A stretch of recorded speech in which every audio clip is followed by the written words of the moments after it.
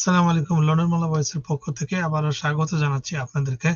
এখনকার যে সংবাদ সেটি হচ্ছে বেনিফিট সংক্রান্ত এবং সেটি অ্যা অ্যা সেটি হচ্ছে যে পিঠের ব্যথার কারণে অর্থাৎ কারো যদি পিঠে অ্যা ব্যথা থাকে, সোজা হয়ে দাঁড়াতে পারেন না, সেই ধরনের মানুষ যারা আছেন কাজ করতে পারতেছেন না, তাদেরকে সরকার বছরে ৳৯,০০০ পর্যন্ত বেনিফিট সুবিধা দিবে।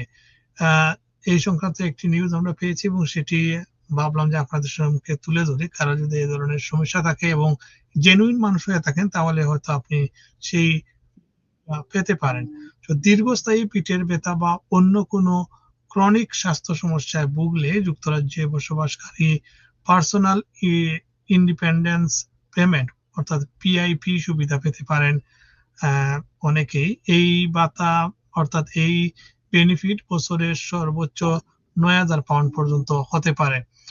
আ আ এটি ডেইলি লিভিং অংশ সাপ্তাহিক আ £৭৩.৯০ বা £১১০.৪০ পর্যন্ত পেতে পারেন। অর্থাৎ প্রতি সপ্তাহে আ ৭৩ £73.90 অথবা সর্বোচ্চ £১১০.৪০ পেতে পারেন। আর মোবিলিটি অংশ হচ্ছে সাপ্তাহিক আ 29.20 অর্থাৎ প্রায় £৩০ এর কাছাকাছি এবং সর্বোচ্চ £৭৭ পর্যন্ত পেতে পারেন। সব মিলিয়ে সাপ্তাহিক সর্বোচ্চ £১৮৭.৪৫ যা বছরে প্রায় £৯,৭৫০ পর্যন্ত পৌঁছাতে পারে।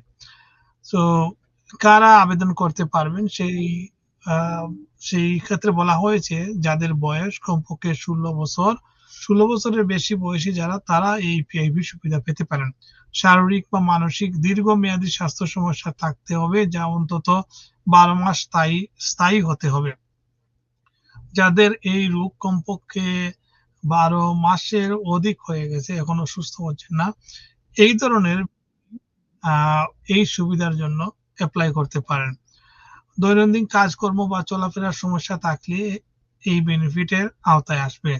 যারা স্টেট পেনশন বয়সের উপরে তারা অ্যাট অ্যাটেন্ডেন্স অ্যালাউন্স এর জন্য আবেদন করতে পারেন।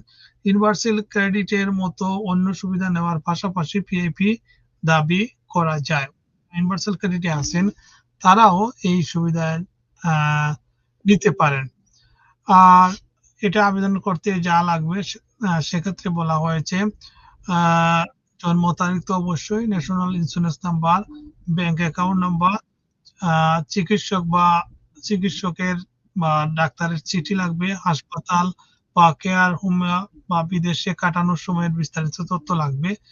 আর এটি আবেদন করতে আ আপনারা ওয়েবসাইটে গিয়ে আবেদন করতে পারেন। আ এই পর্যন্ত ছিল আপডেট। পরবর্তীতে আবারও আপনাদের সাথে অন্য কোনো নিউজে কথা হবে। সবাইকে ধন্যবাদ। আসসালামু আলাইকুম।